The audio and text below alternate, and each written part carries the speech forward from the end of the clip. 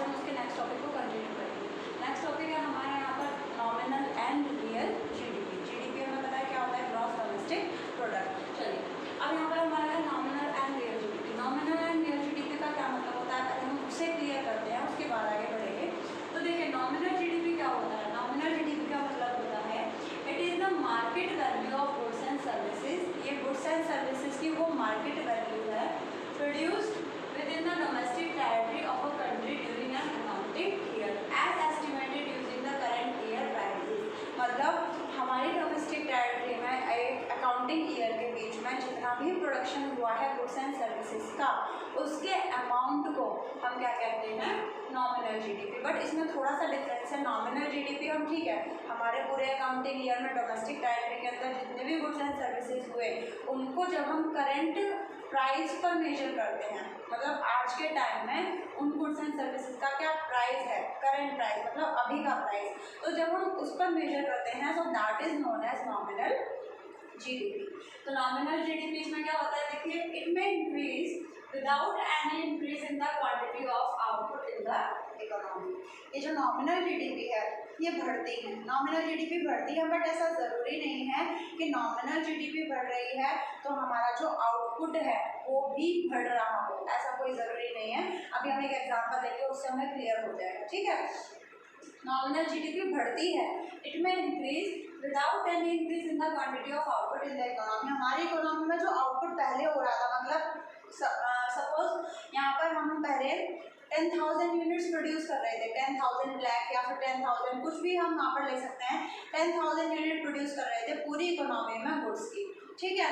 अब 10,000 यहाँ पर ले लेते हैं एग्जाम्पल, पहले हमारा आउटपुट था 10,000 अगर मैं प्रीवियस ईयर के बिहाफ पर बात करूँगी, पिछले साल मेरा आउटपुट था 10,000 का, पूरी इकोनॉमी का 10,000 या पूरी इकोनॉमी में 10,000 यूनिट्स प्रोड्यूस हो रही थी। कितने रुपीज़ पर, पिछले साल का करंट ईयर प्राइस था 10 रुपीज़, ठीक है। अब पिछले साल का करंट ईयर प्राइस हमारा कितना था, 10 रुपीज़, तो उसके हिसाब से हमारी नॉमिनल जीडीपी कितनी आ रही है, 1 लाख। इसके हिसाब से ये था हमारा आउटपुट और ये था हमारा करंट ईयर का प्राइस। मैंने यहाँ पर पी लिख भी रखा है, पी का मतलब होता है प्राइस ऑफ करंट ईयर, मतलब जिस साल में हम आउटपुट को मेजर कर रहे हैं उसी साल का हम प्राइस भी लेते हैं, उसी को हम नॉमिनल जीडीपी कहते हैं। चलिए अब ये तो हो गया आपका आउटपुट। देखिए हमारा 10,000 था पूरे साल का, उसके बाद फिर उस टाइम का प्राइस कितना था, 10 रुपीज़। अब हमने 10 रुपीज़ 10 इंटू 10,000 किया तो हमारे पास कितना आ गया, 1 लाख।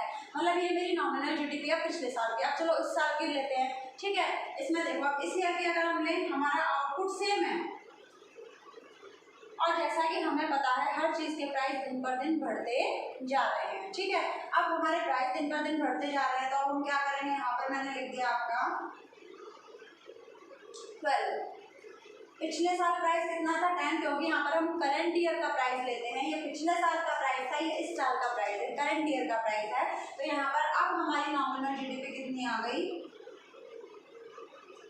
1,20,000। तो यहाँ पर देखिए हमारी पहले जीडीपी थी 1 लाख, अब जीडीपी कितनी है, 1,20,000। बट क्या आउटपुट में कोई इंक्रीज हुआ, नहीं, आउटपुट जितना पिछली साल था उतना ही इस साल है, हमारे आउटपुट में कोई इंक्रीज नहीं हुआ, बट जीडीपी हमारी बढ़ रही है। क्यों, क्योंकि हमारा जो करंट ईयर का प्राइस है वो कॉन्स्टेंटली बढ़ता रहता है। इसीलिए यहाँ पर लिखा गया है इट में इंक्रीज, नॉमिनल जीडीपी बढ़ती है without any increase in the quantity of output in the economy. Economy में जो आउटपुट हो रहा है उसमें कोई इंक्रीज नहीं होता, फिर भी हमारी नॉमिनल जीडीपी बढ़ती है, ठीक है, because it major on the current year price, क्योंकि करंट ईयर के प्राइस पर मेजर करी जाती है। ओके, चलिए नेक्स्ट देखते हैं हम इसमें आपका रियल जीडीपी। अब रियल जीडीपी क्या होता है, देखिए रियल जीडीपी का क्या मतलब होता है, it is the market value of goods and services produced within the domestic territory of a country during an accounting year as estimated using the base year price. अब यहाँ पर देखिए क्या है, बेस ईयर प्राइस, यहाँ पर क्या था, करंट ईयर प्राइस। अब ये कह रहा है कि हमारे पूरे अकाउंटिंग ईयर में, हमारी पूरी इकोनॉमी में, डोमेस्टिक टेरिटरी में जितने भी पूरी साल गुड्स एंड सर्विसेज प्रोड्यूस हुए हैं उनकी उस आउटपुट को हम क्या करते हैं, कैलकुलेट करते हैं किस बेस पर, बेस ईयर के प्राइस पर। यहाँ पर हम मेजरमेंट ले रहे थे आउटपुट का करंट ईयर के प्राइस पर, यहाँ पर हम आउटपुट का मेजरमेंट लेंगे बेस ईयर के प्राइस पर। अब बेस ईयर का प्राइस क्या होता है, देखिए बेस ईयर का प्राइस होता है आपका ऐसा ईयर जहाँ पर प्राइस कांस्टेंट रही हो, या बेस ईयर ऐसा होता है जहाँ पर जिस ईयर में ज़्यादा फ्लक्चुएशन ना आई हो। फ्लक्चुएशन मतलब नेचुरल कैलेमिटीज ना आई हो, या फिर ऐसा कोई डिजास्टर इतना बड़ा ना आया हो जहाँ पर बहुत एकदम से प्राइस हाई हो गई हो या प्रॉब्लम क्रिएट हुई हो। तो बेस ईयर का मतलब है एक ऐसा ईयर जिसमें जो हमारा जो पूरा साल था उसमें मैक्सिमम टर्म्स ऑफ कंडीशन में जो हमारी प्राइस थी वो सेम ही रही, पूरे साल में वो ज़्यादा ऊपर नहीं गई, तो उसको हम कहते हैं बेस ईयर, कांस्टेंट ईयर। तो यहाँ पर देखिए इट इंक्रीज, अब ये रियल जीडीपी की हम बात कर रहे हैं। रियल जीडीपी में हम आउटपुट को मेजर करते हैं किस बेस पर, बेस ईयर के प्राइस पर। बेस ईयर का प्राइस मतलब एक ऐसा साल जिस साल में पूरे टाइम प्राइस कांस्टेंट रहे, कहीं भी वो प्राइस नहीं बढ़े। उसके बाद आता है it increase only when, real GDP तभी बढ़ती है there is a increase in the quantity of output in the economy, जब हमारी इकोनॉमी के आउटपुट में इंक्रीज होता है तभी रियल जीडीपी बढ़ती है। रियल जीडीपी का मतलब फिक्स प्राइस, लो प्राइस, ठीक है। रियल जीडीपी में हमारा बेस ईयर का प्राइस होता है, बेस ईयर का प्राइस मतलब ये प्राइस चेंज नहीं होता। करंट ईयर का प्राइस मतलब करंट ईयर का प्राइस इसी साल का प्राइस, और मोस्टली करंट ईयर का प्राइस हमेशा बढ़ता रहता है। तो यहाँ पर अगर हम कहिए कह रहा है कि हमारा रियल जीडीपी बढ़ता है आउटपुट के साथ, हमारी इकोनॉमी में अगर आउटपुट बढ़ेगा तभी रियल जीडीपी बढ़ेगी, अदरवाइज नहीं बढ़ेगी। तो देखिए भैया हम एग्जाम्पल लेते हैं 10,000 इंटू 10। अब यहाँ पर ये प्राइस फिक्स रहेगा, ये प्राइस चेंज नहीं होता। पी स्टार का मतलब होता है प्राइस ऑफ बेस ईयर, ठीक है। ये प्राइस हमारा चेंज नहीं होता क्योंकि ये बेस ईयर का प्राइस है, कांस्टेंट रहता है, ठीक है। तो पिछले साल का अगर हम देखें तो पिछले साल की हमारे रियल जीडीपी थी 1 लाख, ठीक। अगर हम वही दें 10,000 तो ये तो हमारा फिक्स है ही। अब मैं यहाँ पर कितना ले लूँगी 12,000, प्राइस मेरा फिक्स है, प्राइस चेंज नहीं होगा क्योंकि हम बेस ईयर के हिसाब से कैलकुलेट कर रहे हैं, करंट ईयर के हिसाब से नहीं कर रहे। तो यहाँ पर मेरा आ गया 1,20,000। अब देखिए अब यह हो गया it increase only when, real GDP तभी बढ़ेगी जब आउटपुट में इंक्रीज आएगा, अदरवाइज रियल जीडीपी नहीं बढ़ेगी। ओके चलिए यहाँ पर हमारा फॉर्मूला देखिए क्या दे रखा है। नॉमिनल जीडीपी का फॉर्मूला होता है क्वांटिटी इनटू प्राइस, प्राइस मतलब पी, पी यहाँ पर डिनोट होता है प्राइस ऑफ करंट ईयर से, जबकि रियल जीडीपी का फॉर्मूला होता है Q into P star. P star का मतलब होता है प्राइस ऑफ बेस ईयर जो कि कांस्टेंट रहता है, चेंज नहीं होता। नेक्स्ट आता है आपका जीडीपी डिफ्लेटर और प्राइस इंडेक्स। जीडीपी डिफ्लेटर और प्राइस इंडेक्स क्या होता है पहले हम ये जान लेते हैं।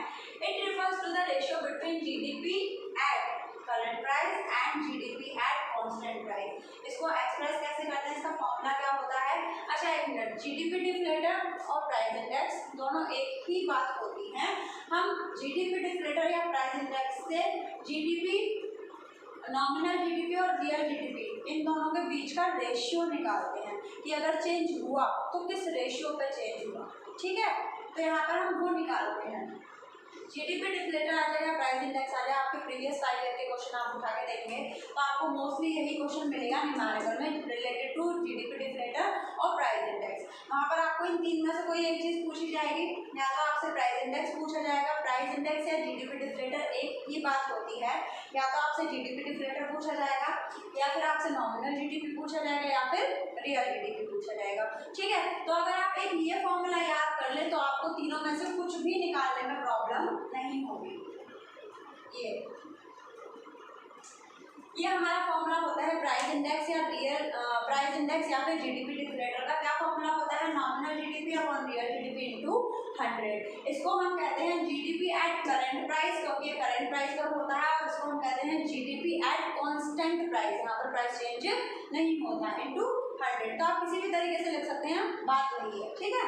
चलिए it shows change in GDP due to change in price level. इससे हमें क्या पता चलता है, इससे हमें ये पता चलता है कि हमारी जीडीपी में कितना चेंज आया है प्राइस लेवल के चेंज होने की वजह से।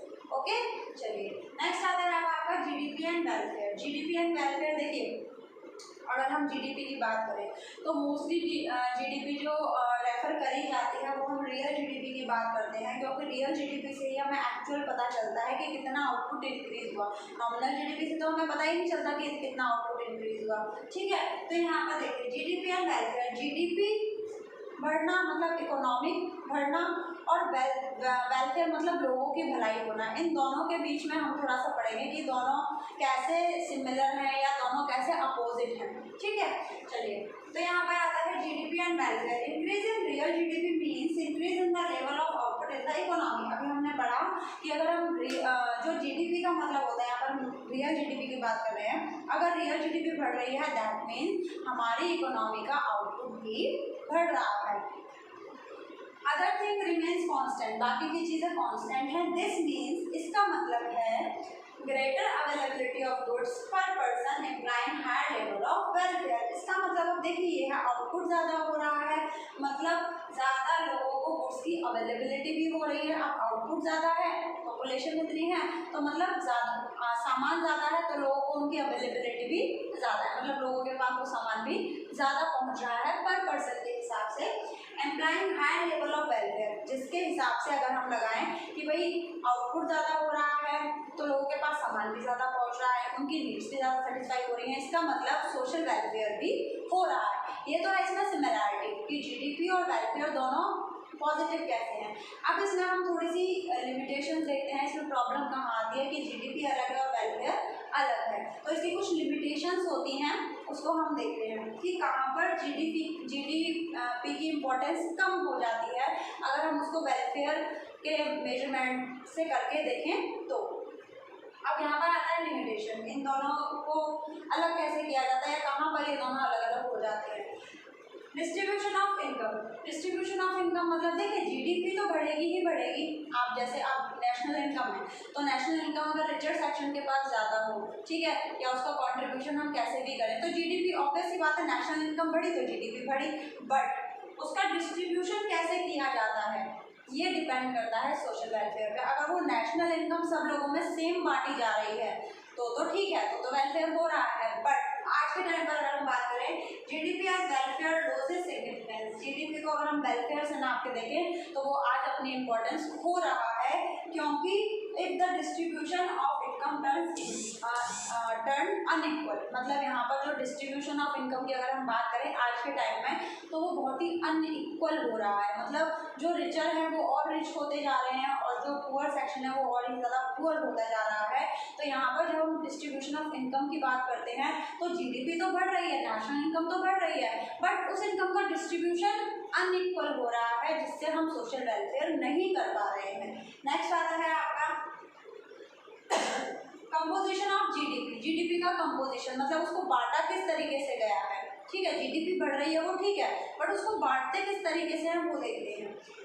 If more luxury are produce, मतलब अगर ज़्यादा लग्जरी, ज़्यादा मतलब लग्जरियस चीज़ें अगर हम ज़्यादा प्रोड्यूस करेंगे तो ऑब्वियस सी बात है रिचर सेक्शन के लिए करेंगे, ठीक है। अगर हमने जीडीपी का अपना ज़्यादा हिस्सा लग्जरी गुड्स में लगाया, मतलब बड़ी बड़ी इंडस्ट्री बनाई, बड़ी बड़ी आपने सिटीज़ मॉल्स बना दिए, तो ऑब्वियस सी बात है वो रिचर सेक्शन के लिए है, ठीक है। And then poor suffer deprivation, इसका मतलब है अगर आप अपनी जीडीपी का ज़्यादा हिस्सा रिचर सेक्शन के लिए लगा रहे हो, उनकी फैसिलिटी के लगा रहे हो, दैट मीन्स हमारा जो पुअर सेक्शन है वहाँ पर थोड़ी बहुत कमी आएगी। हमारा वहाँ पर जो पुअर सेक्शन है वो कंफर्म सफ़र करेगा ही करेगा, क्योंकि देखो लिमिटेड जीडीपी हमारी उतनी है। अभी गवर्नमेंट को डिसाइड करना है कि उसे कैसे उसको बांटना है, पुअर सेक्शन में कितना बांटना है, रिचर सेक्शन में कितना बांटना है। तो अगर हम यहाँ पर देखें, क्योंकि जो जीडीपी ज़्यादा आती है वो मोस्टली रिचर सेक्शन से ज़्यादा आती है, ठीक है, क्योंकि भी उनके पास पैसा होता है खर्च करने के लिए। तो यहाँ पर अगर हम देखें, हम ज़्यादा अगर लग्जरियस गुड, हमारी गवर्नमेंट अगर लग्जरी गुड पर ज़्यादा जीडीपी अपनी इन्वेस्ट करे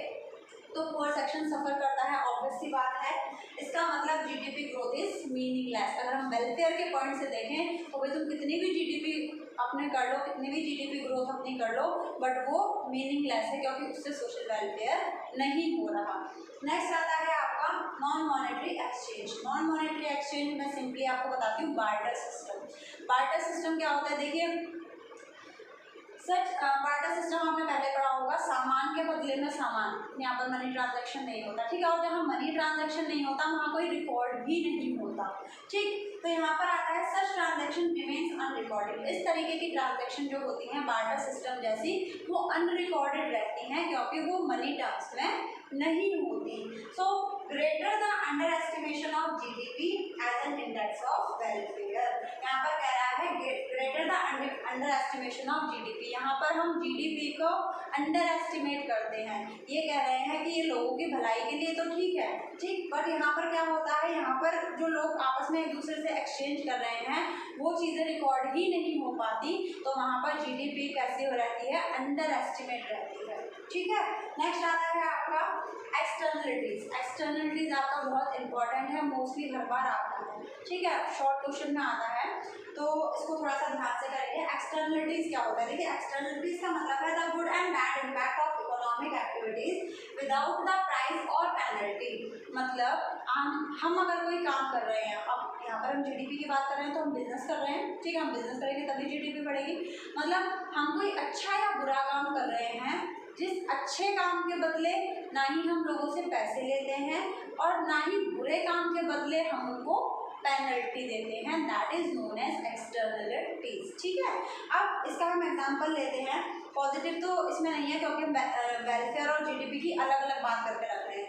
एक बहुत बड़ी बिजनेस कंपनी है, ठीक है, अब वो बिजनेस कंपनी में से पॉल्यूशन भी क्रिएट होता है, ऑब्वियस सी बात है। अब बिजनेस कंपनी, उसका टर्नओवर तो करोड़ों का है, जीडीपी में भी अच्छा खासा वो अपना कंट्रीब्यूशन दे रही है, तो उसका टर्नओवर करोड़ों का है, उसकी जो इकोनॉमी की जीडीपी है उसमें कंट्रीब्यूशन भी उसका अच्छा खासा है, बट उससे निकलने वाला पॉल्यूशन, उससे निकलने वाले केमिकल्स हमारे एनवायरनमेंट को पॉल्यूट कर रहे हैं, हमारी सोसाइटी को पॉल्यूट कर रहे हैं, उसका जितना भी वेस्ट है वो सीधा नदियों में जा रहा है, ठीक है। तो उससे सब पॉल्यूटेड हो रहा है, इससे क्या लोगों की भलाई हो रही है, नहीं हो रही, और ना ही वो इन सब के बदले में लोगों को कोई पेनल्टी दे रहा है, ठीक है। तो उसी को हम कहते हैं एक्सटर्नलिटीज, गुड और bad impact of economic activities without the price of penalty. चाहे हम अच्छा इम्पैक्ट डालें तो ना हम सामने वाले से प्राइस दे रहे हैं, और अगर हम गलत इम्पैक्ट डालें तो ना ही हम किसी को पेनल्टी दे रहे हैं। तो भाई हम अच्छा काम, हमारा टर्नओवर तो करोड़ों का है, हम जीडीपी में भी बहुत अच्छा कंट्रीब्यूशन कर रहे हैं, मगर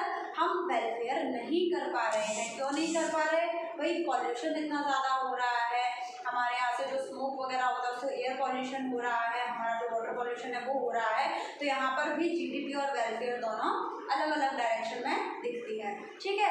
ये था हमारा चैप्टर 3 जो आपका ऑलमोस्ट कंप्लीट हो गया है। इसके प्रीवियस 5 ईयर्स के क्वेश्चन आप एक बार देख लेंगे, ओके, थैंक यू।